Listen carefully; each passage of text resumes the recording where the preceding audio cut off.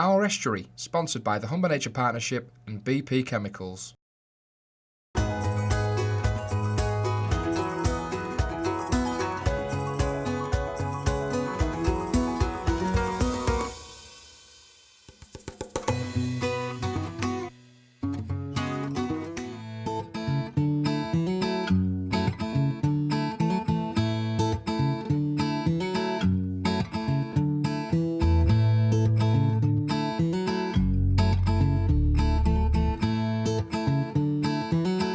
I'm here today in the village of North Cave to look at a local scheme that's hoping to ensure the future of trout for generations to come.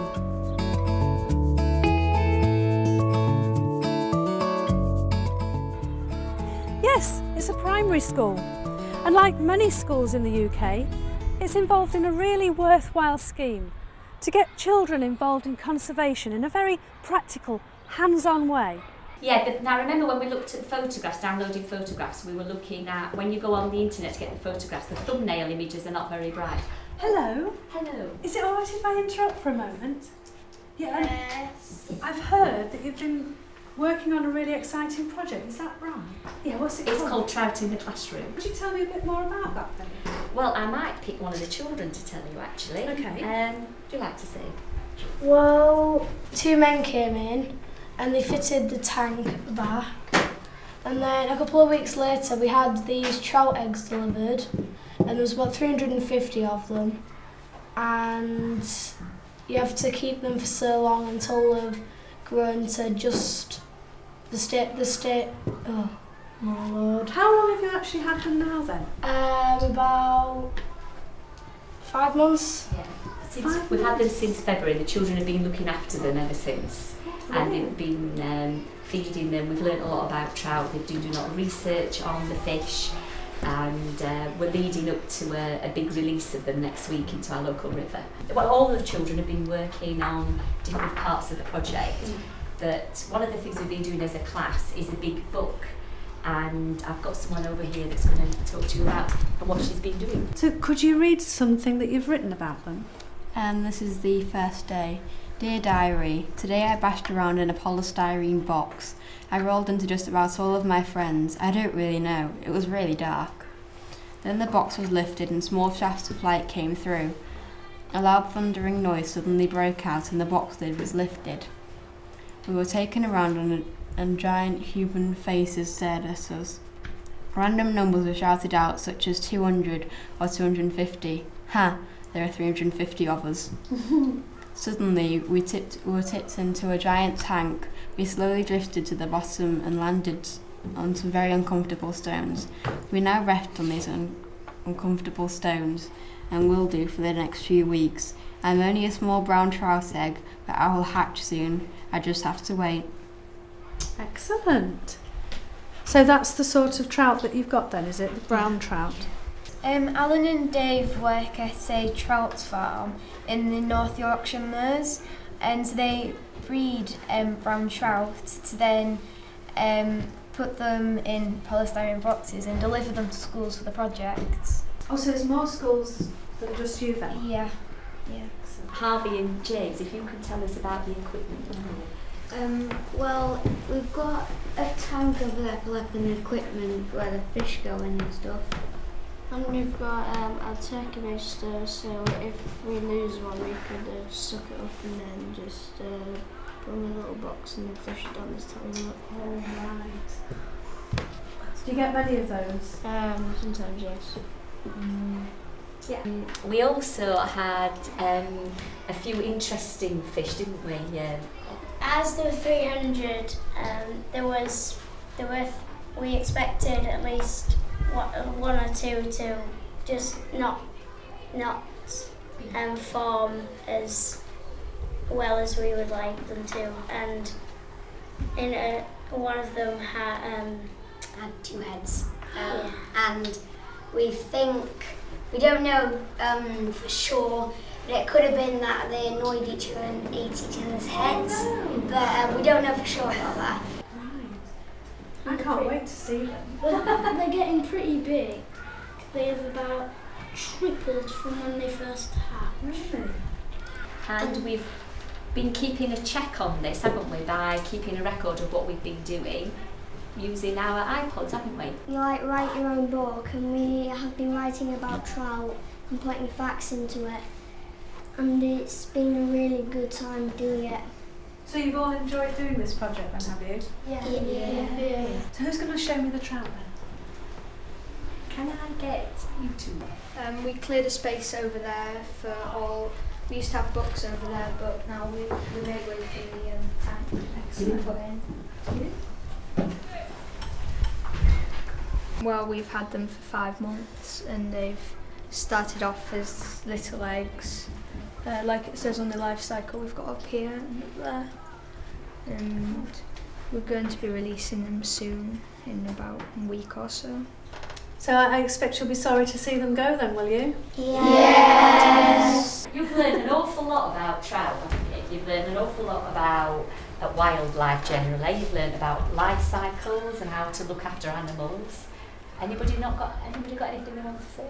Yeah, it's been nice watching them grow bigger and bigger every day. I think a lot more schools should try this, and it'll get them more in touch with nature. It's been so good to find out all about the trout, and I'm really looking forward to next week when we have the grand launch. So thank you very much for talking to me today, and I'll see you next week. Bye-bye. Bye.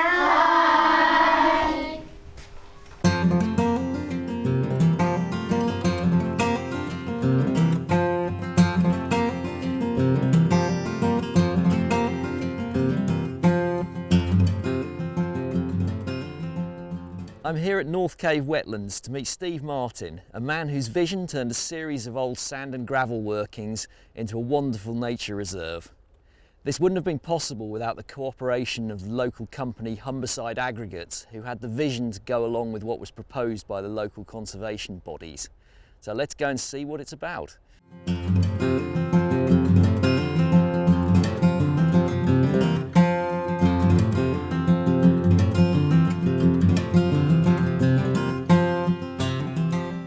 I'm here with Steve Martin, who is the man whose inspiration led to the creation of the North Cave Wetlands from this series of gravel pits that we have behind us.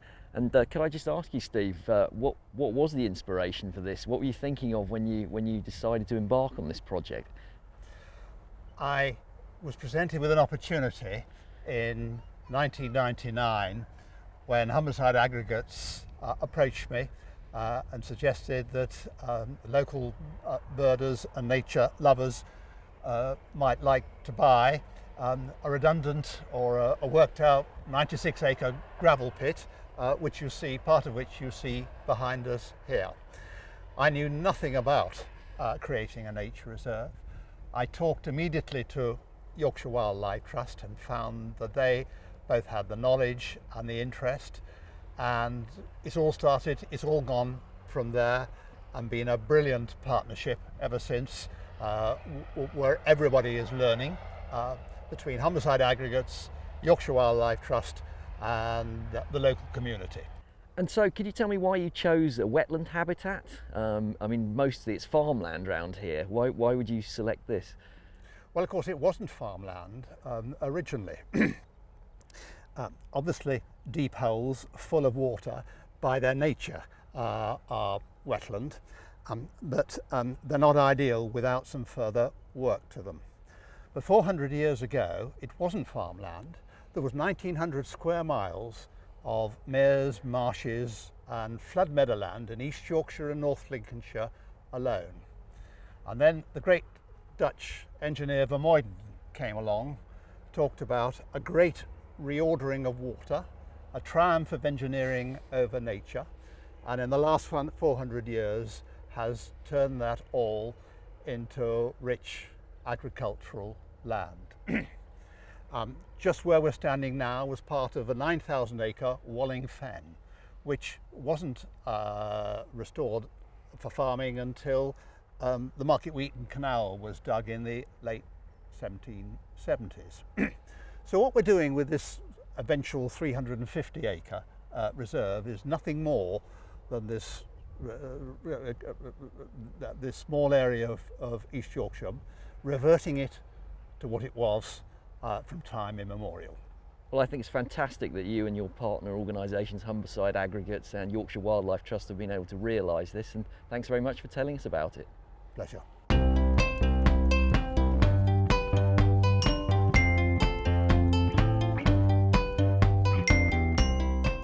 I'm here with Phil Bright, who's the quarry manager at Humberside Aggregates, to talk a bit about the process of converting an active quarry into a wetland nature reserve. So I can see behind us, Phil, that we've got works in progress. Can you tell us a little bit about what's going on here? Yeah, well, behind us we have phase 4 and 5 of the current planning permission, which is the active extraction area. And basically what happens is that when we've extracted the sand and gravel and it becomes exhausted, we then restore the area as per the design of consultants employed by Yorkshire Wildlife Trust. And when it's done to their satisfaction, we then hand that area over. And I can see machines moving around on site, but there are bird watchers here today as well. Is this a problem with all these activities going on simultaneously? I mean, how do you manage it? No, it works quite well, but the public are kept to areas which are opened by the Yorkshire Wildlife Trust, and obviously that doesn't include the active areas of the quarry. We're careful to segregate the public access areas from the quarrying area, from the active quarrying areas. It hasn't proved to be a problem. Every now and again we might get people with special interests that want to have a look at something that's happening in the quarry, because it's always a bone of contention that by the Yorkshire Wildlife Trust we often get the best wildlife in the active quarry rather than in the nature reserve. So no, it's not a problem. Oh, well, I think it's great that you're able to accommodate people like that, and thanks very much for talking to us about it. Pleasure.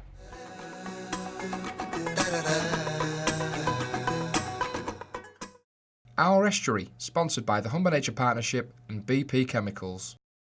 Our Estuary, sponsored by the Humber Nature Partnership and BP Chemicals.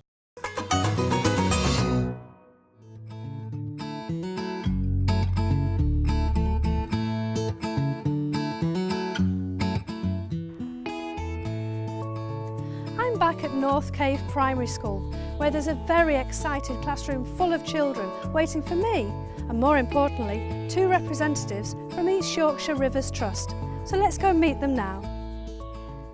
David, Alan, hello. Pleased to meet Nice you. Yeah. We've got a lovely day for it as well, haven't we? We have, yeah.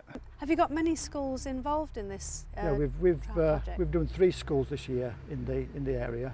Hutton Cranswick, Ticton and this school. We have 6 sets of equipment, so we are capable of doing more if we've got the time. So, I know we've got an excited classroom of children in there, they are, ready, yeah. raring Yeah, to go. So they've been very keen all the way through. Yeah. yes. Yeah. So shall we go in? Can do, yeah. Brilliant. Morning. Who's excited about this then? Yeah? Anyone a little bit sad to see them go? Yes. Oh, a bit of both then. Yeah. Would you like to explain, what you're going to be doing I think now? we've seen the fish arrive as eggs back in, was it February? And we've seen them all grow up, and unfortunately we've lost 1 or 2, but you've done very well with the scheme this year. And today we're going to take the equipment to pieces, put the fish in a bucket where we can transport them, and take them down to the river. And then when we get to the river, we'll go through all the life cycles of all the little bugs in the river that live in the river that those fish will learn to start to feed, because they won't have you standing with them during the daytime giving them some food, will they? So all the term the children will be monitoring the water temperature, the numbers of fish, and it forms part of the national curriculum that they're doing in this key stage level. So now I've got enough water to transport the fish in. I'm going to put that somewhere. And now I'm going to catch the fish and put them in this bin. And you can see none of them want to be caught.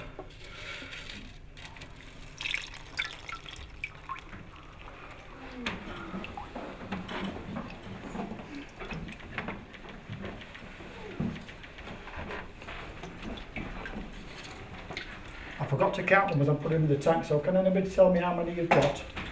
Around 50, 60. I think the class has done really well, don't you? I think they've done brilliant, absolutely brilliant. You've been good parents, everybody. We're now getting ready to move this tank out to the vehicle, so we've put an air pump on it because the trout wouldn't survive for much above an hour in this water without any air or oxygen going into to keep them alive.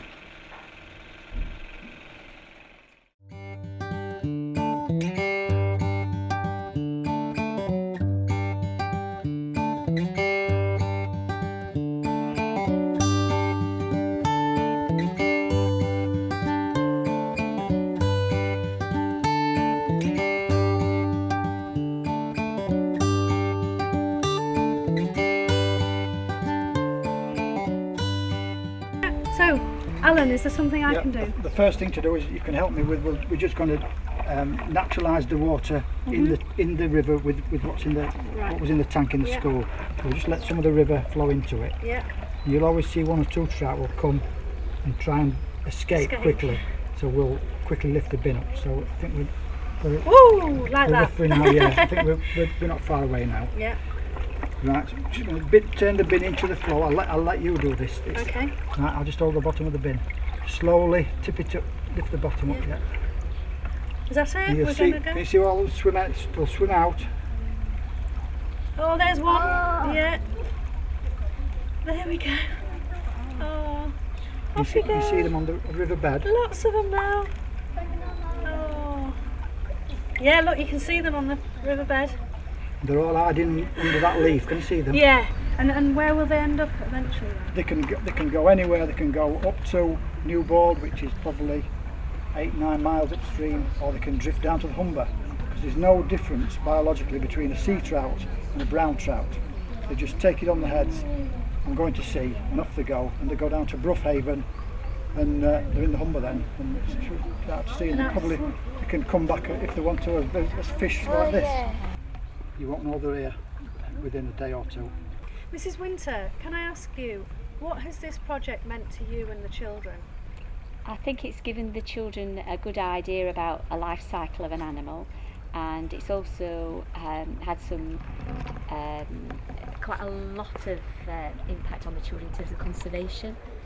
We've learnt a lot along the way, and I mean, for instance, a couple of weeks ago when the fish didn't look very well, Alan came into school and it turned out that the filter wasn't working and it needed cleaning out, and it just let the children realise it doesn't take a lot of pollution in a river to make the fish unhealthy. And as soon as he'd fixed it, they were instantly back to being normal, lively, healthy fish. So it's just little things like that they've learnt along the way. Yeah. Oh, well, thank you very much for letting us be part of this. It's been a really good project. We've all enjoyed it, haven't we, boys and girls? We've enjoyed it. Yes! Yes!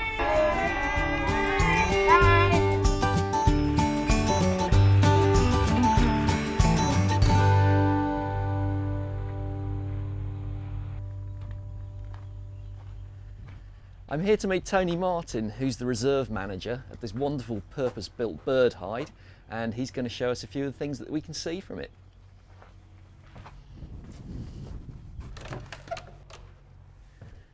Hello, Tony. Hi, James. What a great little hide. Fantastic. I've done a bit of bird watching in my time on the estuary, but this is wonderful. So tell me, what sort of people come and do bird watching here? Oh, we're quite lucky here. We're really fortunate because we have the local community heavily involved with the site as well.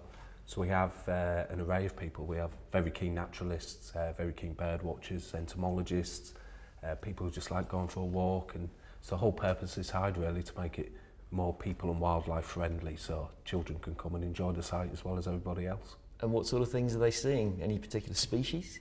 Yeah, plenty. It's such a fantastic site, and such because it's so young as well, really, in evolutionary terms. So behind us we've got dry mings that's got last year held 1% of the national breeding avocets on there. It's also had little ringed ring plover, oyster catcher, lapwing, redshank, all breeding on there, and that's the purpose was to create that breeding wader habitat. As a young site, does that mean that you've got things changing all the time, different species every year? Yes, definitely. It's constantly evolving. So we work obviously very closely with Humside Aggregates and Middlemarch, who do all our feasibility studies, if you like.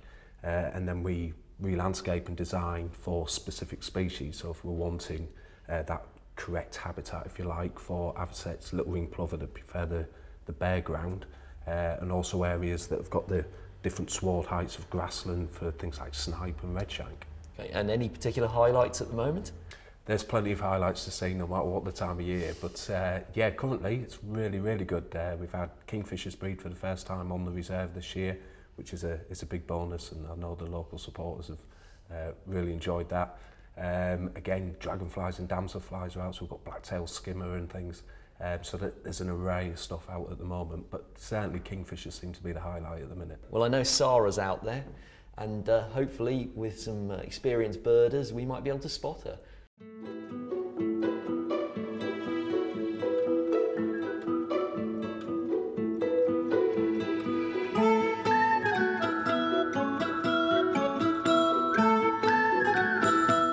Well, I'm by no means an expert bird watcher, but I am keen to find out what's out there.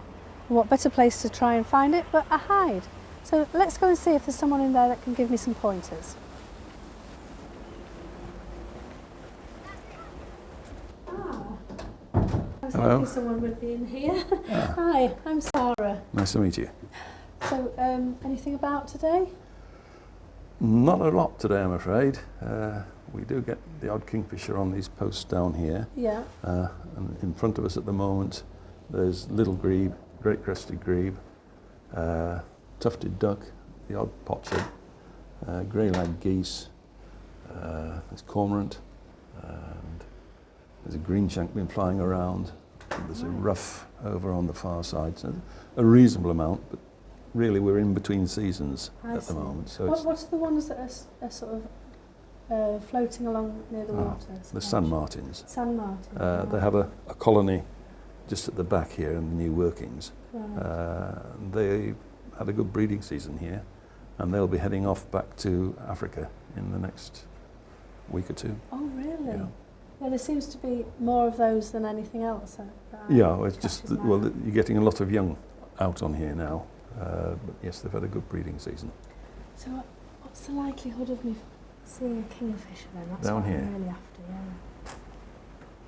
You'll be lucky, to put it bluntly, because it's a reasonably large reserve, and they do spend a bit of time on some of the other lakes, but they do come on here. I was here yesterday morning for about 10 o'clock, and we had one on that far post there. It was there for about 2 or 3 minutes. Yeah, and they're also quite timid. Once they get to know or they see something moving, they're away. I'm sure. Well, it's wonderful. It's really calming here, isn't it? It's fine. I mean, it changes almost day by day and season to season quite dramatically. Over this, well, I think we've had 213, I think, separate species on the reserve here, which is quite a good number for basically an inland reserve that's not right on the Humber. It's just off the Humber, so it's not on the main flyway. And yeah, very pleasing.